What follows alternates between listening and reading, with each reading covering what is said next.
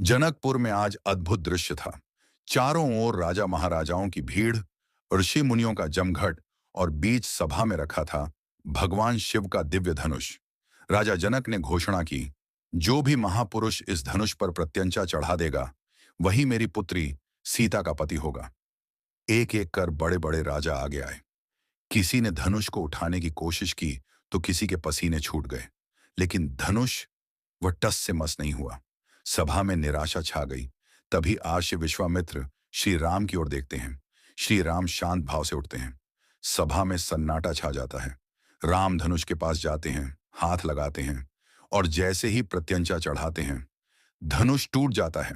आकाश में बादल गरज उठते हैं, धरती कांपने लगती है, समुद्रों में हलचल मच जाती है।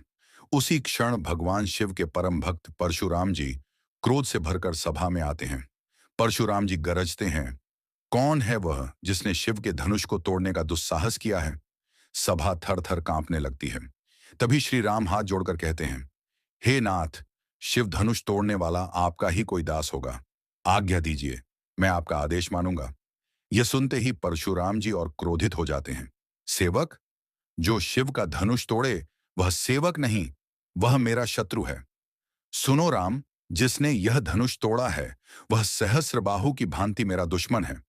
परशुराम जी सभा की ओर देखकर कहते हैं, जिसने धनुष तोड़ा है अलग हो जाए, नहीं तो सभी राजा मारे जाएंगे। इतना सुनते ही लक्ष्मण जी मुस्कुरा देते हैं और वही मुस्कान परशुराम जी को चुभ जाती है। लक्ष्मण कहते हैं, मुनिवर, हमने तो बचपन में ऐसे कई धनुष तोड़ डाले, तब तो आपने इतना क्रोध नहीं किया। इस धनुष से आपको इतनी ममता क्यों है?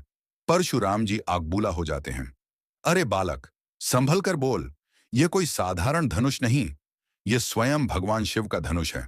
लक्ष्मण हंसते हुए कहते हैं, मुनिवर, हमारे लिए तो सभी धनुष एक समान हैं, फिर इसे तोड़ने से हमें कौन सा लाभ मिल गया? और राम की झुकी हुई दृष्टि देखकर लक्ष्मण आगे कहते हैं, राम ने तो छूते ही तोड़ दिया।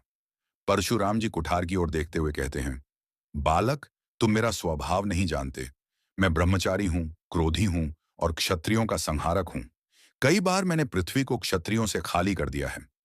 यह सुनकर लक्ष्मण मुस्कुराते हुए कहते हैं, मुनिवर, लगता है आप खुद को बहुत बड़ा योद्धा समझते हैं।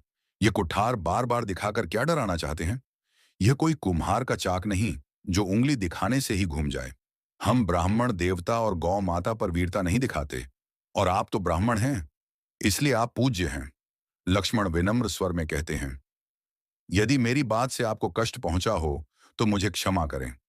यह सुनकर परशुराम जी गंभीर हो जाते हैं। उन्हें श्री राम के तेज का आभास होता है। उनका क्रोध शांत होने लगता है। सभा में शांति छा जाती है और यहीं यह दिव्य संवाद समाप्त होता है।